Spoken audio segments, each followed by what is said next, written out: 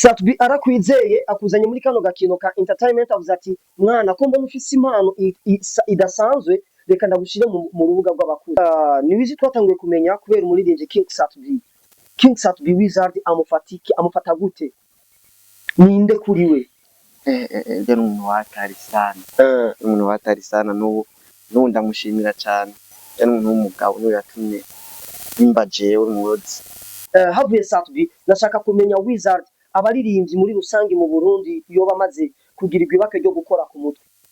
Ni benshi cyane, ni benshi urumva nabo bagiye baboneka amafoto n'abandi byashika ifoto zabo ntiziboneke ariko hari bamwe mwagiye mubona bari noja Landry promoter ego abapromota benshi bo ngaho urazi nije Ndabaconga nk'abo ba OG bose badosi ya kadushira ko bamukombozi ba Emerisani sinje Ndabaconga ego ya n'abandi ba Eris Boy bose umwanya batakiririmba ariko bose narabakoreye ko ni benshi cyane sa kandi ni Fabulous hezige kirekire Peter imyaka n'imyaka atadukoma ndavuga indirimbo yiwe personnel twitegiki kuri Fabulous amakalite image kwambara kuko ndisiyo niyo wamwambitse clip yose ubushobora kutwibira ibanga ry'indirimbo kuko arayumvise nurukato cyane oya surukato ko beshi bazoma ariko kandi nkuko jewe nashoboye kubyumva mu bintu by'isakusaku nkura ku bantu iyo ndirimbo nta kirundi rimwe n'icongereza gusa.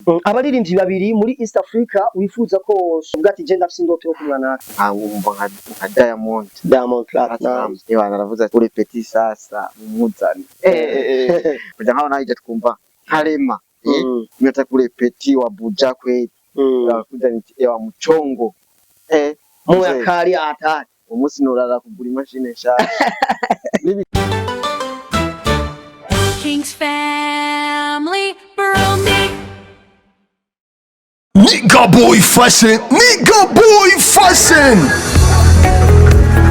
Barayamaze bati wambara neza ukagaragara neza. Nigga boy fashion ihari ku bwanyu. Ni duka risanzwe ridandaza ivyambagwa by'ubwoko bwose. Ibiciro naho ni nko ku buntu. Wifuza impuzu, ibirato, amasaneti, amarori, isaha, eka ivyambagwa byose bihari ku bwanyu. Akabiga rero Nigga boy fashion isanzwe igira location ku baririmbyi n'abakinyi b'amareresi. Niyibagiye n'abantu bose babyifuza. Mufisi ico mubaza hamagara kuri 68 amajana 735 amajana 335 canke mukabasanga aho bakorera ni kw'isoko nkuru yo mu Kanyosha. Murahawe ikaze mwese muri Nigga boy fashion.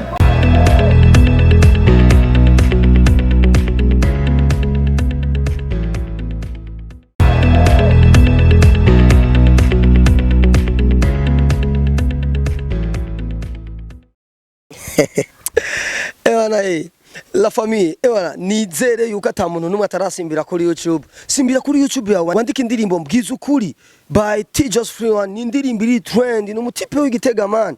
Mutipe ubona no mu upcoming mwiza yandika fresh clip isa neza. Don't miss. Dusimbireyo ana. Wagwan me people. Of course my name is People the MC aka the MC Santana. I'm the big Draco. I'm the captain of the industry. Like you see, in KFB, King's Family Burundi TV. Munkundire ndabaramutse ndabipfuriza igitondo ciza cyangwa umuhinga mu mwiza bivanye mwe wese naherereye. Mejeje gufana mu brother wona wose uwundi. Mwite Wizard. Wizi ni mu Coiffeur, best coiffeur in Burundi, best coiffeur in Bujumbura. Namufonye ndamubaza ati bro, vipi uko wapi ndakumbuye gucilinga nawe.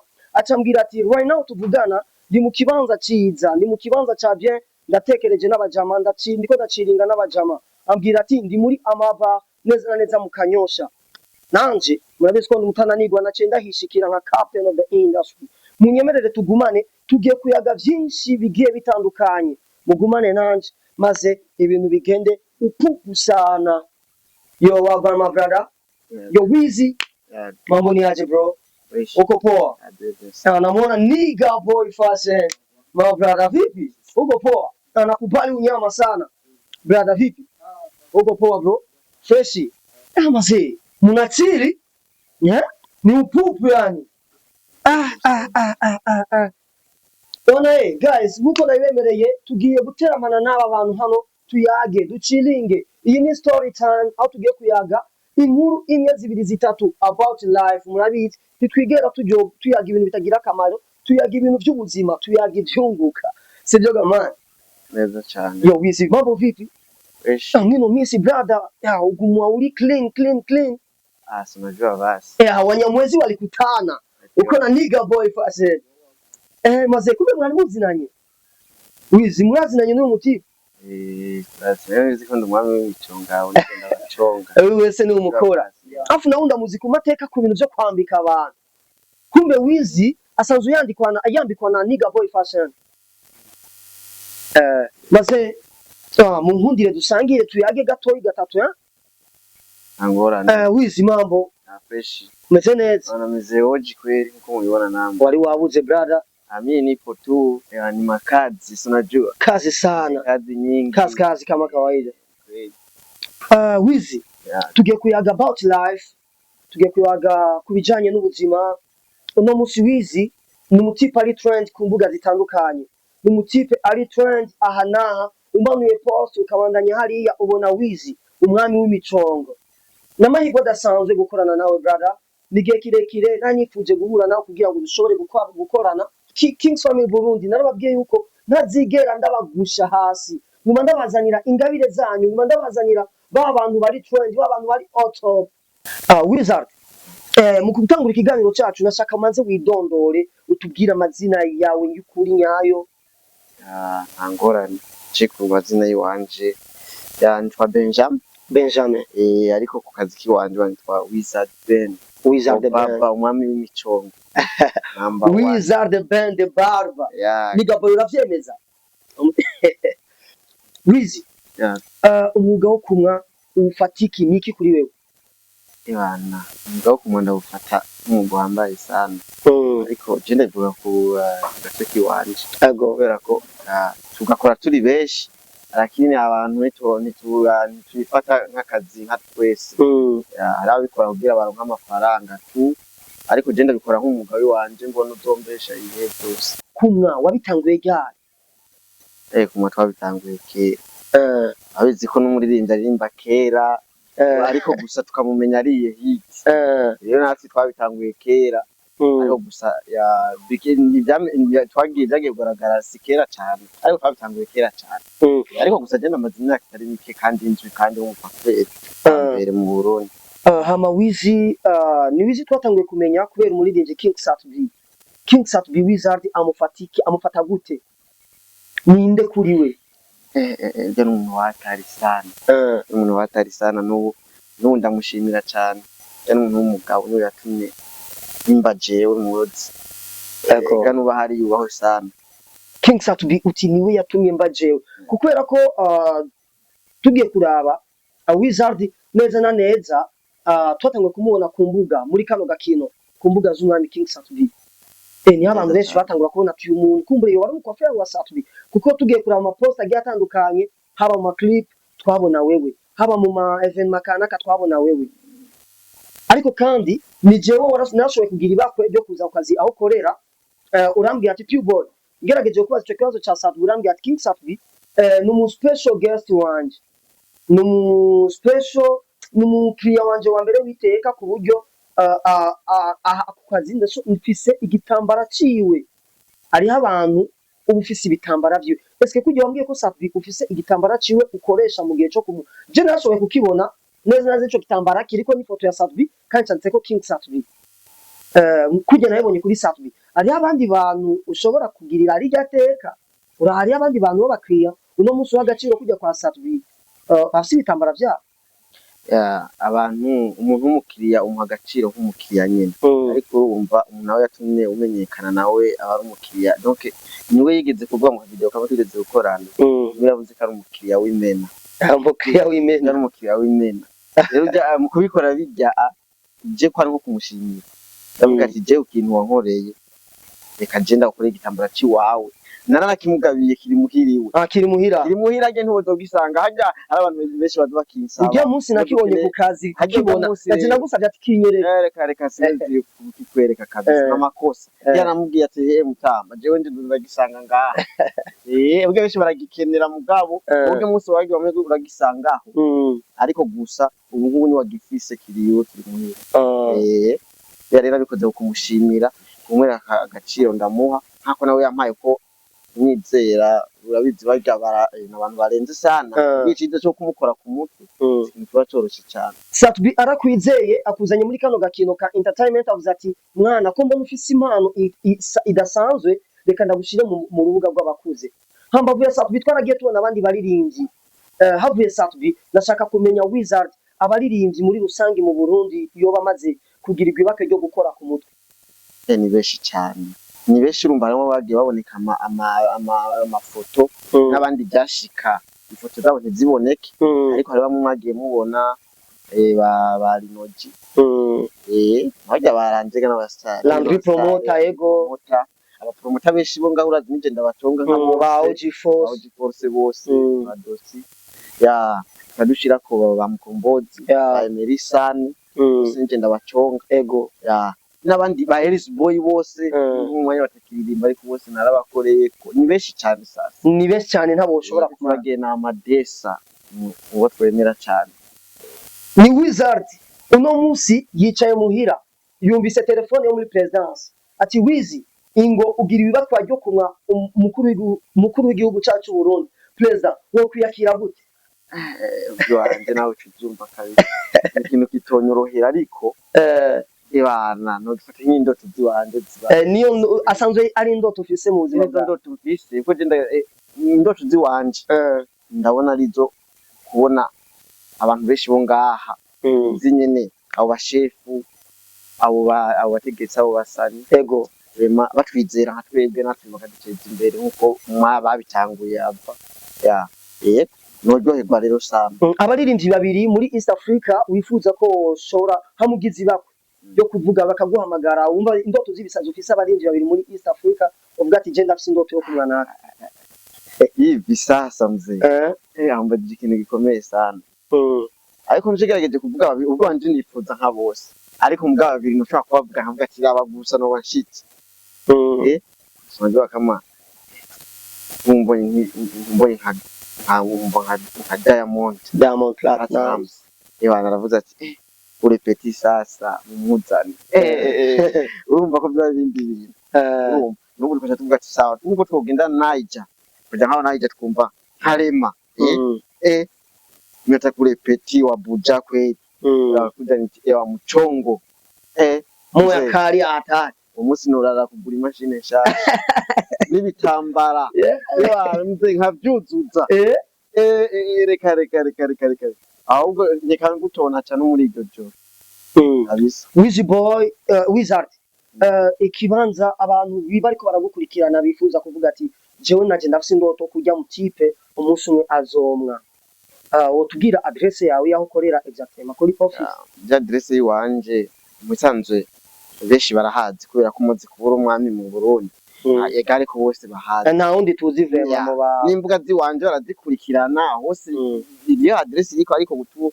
umwanya hari abakoresha izo mbuga ariko bakabona ko biganiro jewe nkuramkibenga kusenge kibenga kuri Avenue de la juste yajanye kuri Sende uhageze gusuka baza tubana nyene wa mukwafera kazi n'umwana yarayavutse aremera kavuga kabwira ati na yego kwezi nakanya keza ko gushobora kuyaga n'abagenzi bawe kugira ngo twumve amwe mu mateka yawe kumbure wowe wivugiye nta muntu yivugira amateka yavugirwa n'abantu ma brother mambo fresh uko poa yes ana bro bakwita nde Techno Wizard umufata iki kuri wewe Wizard ninde kuri wewe Wiza nibaza ko kuri je n'umuntu akomeye cyane kuko je namumenye araciye nk'ikintu c'imyaka 2 ego ndamuzi ndamubona akora abandi baririmbye nkuko mwabivuze nanje narashikiriwe so muri make rero n'umuntu akora ibintu byiza kandi bishimwa n'abantu n'umuntu akora ibintu byiza kandi bishimwa n'abantu wizi wiyumva gute ako kantu ndaryoherwa sana nakanya keza ko kwegera Nigga Boy Fashion Nigga mambo you look so pretty bro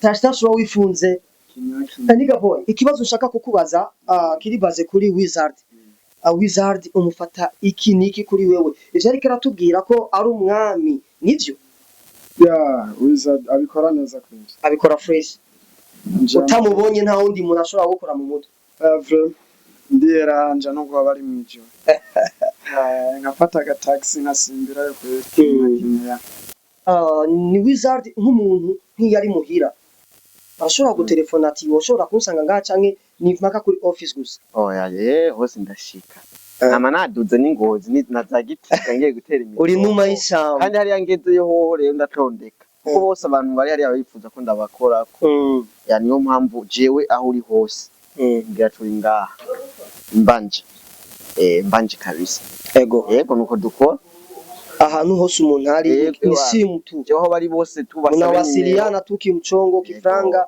afu naenda kandi Imana ishimwe nabonye arite akadeplacement papa najua basi Mungu si asumani siko dusa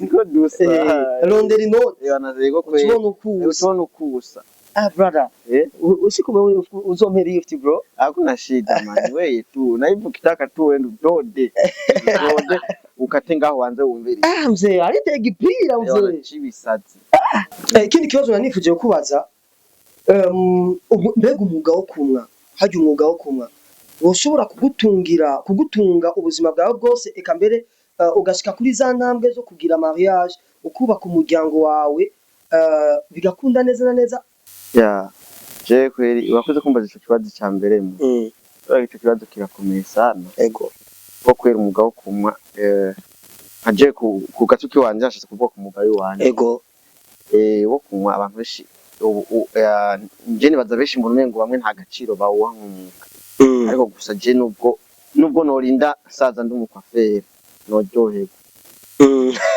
neza cyane kubera ko n'umugano uvuga ngo jewe ubwo wanje warandyoheye cyane kubera ko nicenga kubera umugabo wanje kandi jewe mu mwanya Bujumbura wari we wese cyambere naramenyekanye ncenga baravuga ati ni Wizard arenganye kandi je kuba mbaye ngaha Buja mbaye kubera umugabo wanje nkuko mubona kuri kamera urabona meze fresh Yohana jewe novuga ngo mbantu ha fresh isaro yiwanje mfite isaro ya fresh sana murayizi mwese ego none wavuye kandi iri muri quartier VIP rero niyo mpamvu vraiment umwuga wo kumwa nubu nuko je gusa imyaka yiwanje kurobora itaragera n'umugeni noza kumuka bisi ntiragera kubera iki kandi tuko bien hivi umenunu wa kesi sasa sijui vingine surprise ibyo nivyo tuonesha amaso twebwe abantu none muzee mugabo nituzi none umaze kugura déplacement yiwawe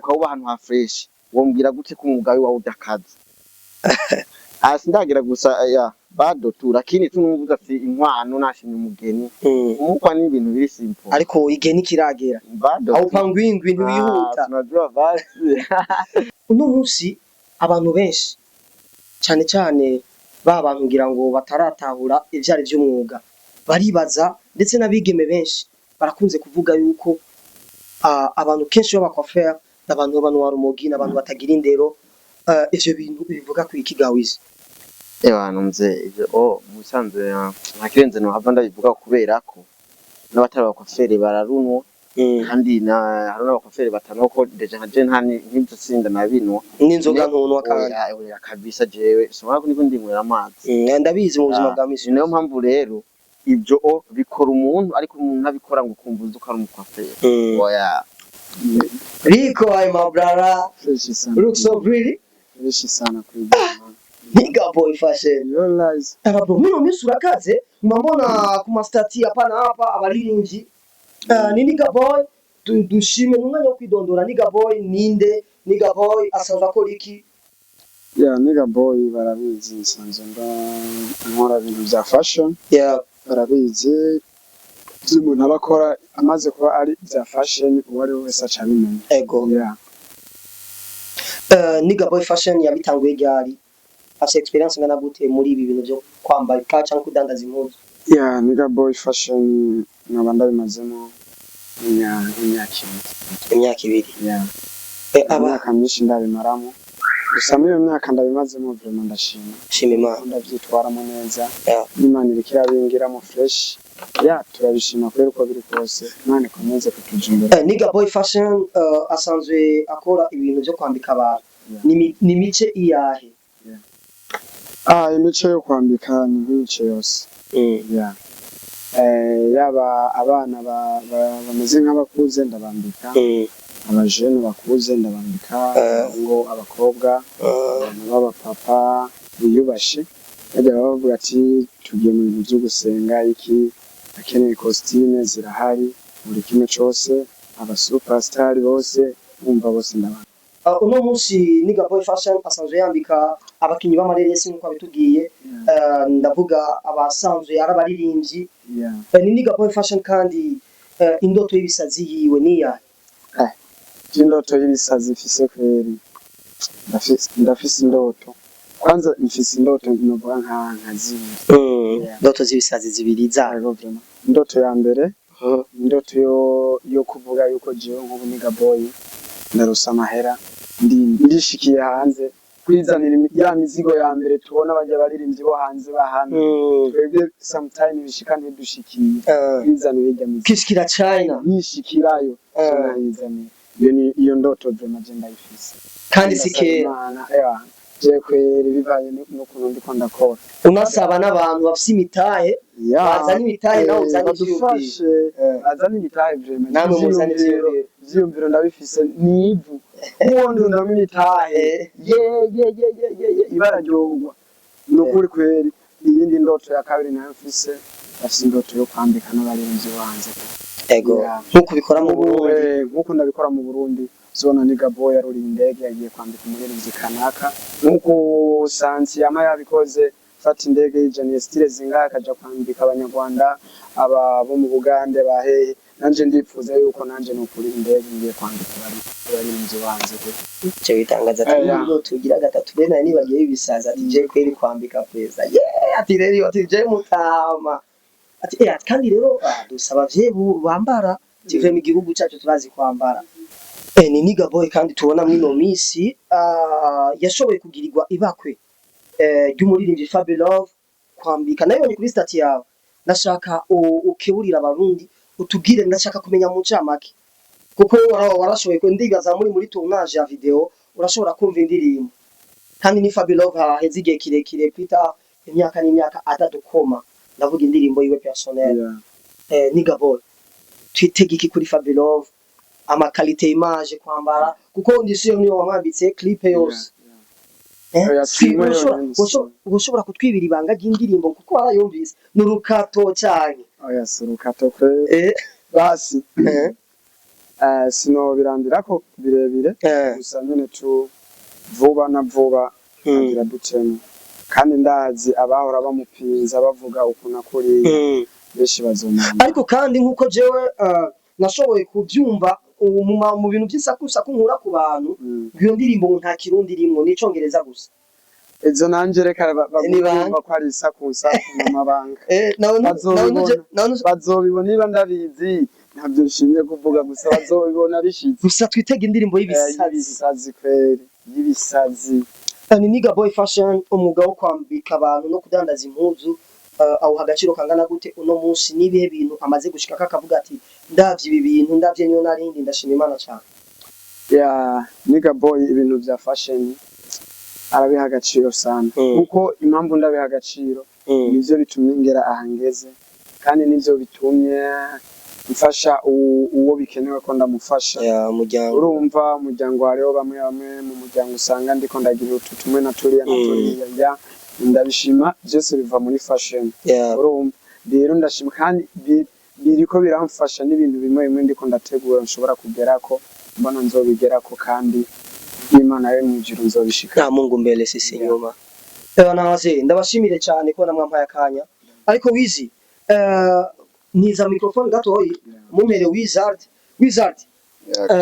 Akabazo nifuza kubaza niga boy fashion niki kuri wewe umuha agaciro kangana gute? Nze ntimumubona none